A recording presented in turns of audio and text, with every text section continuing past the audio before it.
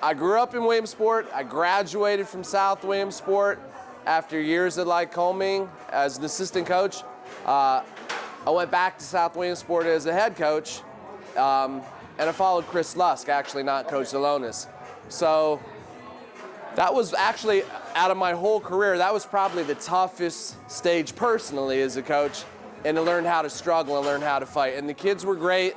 We fought through some things in building at a small school, and ended up handing it off to Chris Eisworth, and he had a great run with them. So that was my struggle, to be honest with you.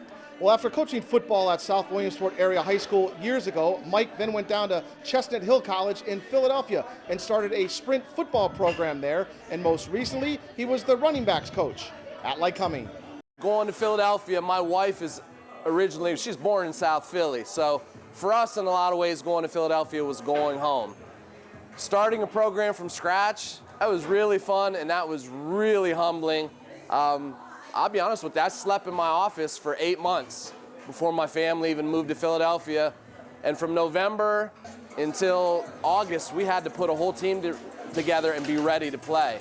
Mike has gained a lot of football knowledge from various people over the years. Mike Clark and Steve Weiser at Lycoming were the latest coaches he learned from. Being home with Coach Clark and Coach Weiser and all the guys and those kids were fantastic. And seeing them have a really successful season to build off of this year, that was fun just to be a small part of and be back home. But I realized when you go away, you're a young guy, you come back and you're one of the older guys on the staff, time flies. And that was my biggest recollection of how quickly time moves in a program.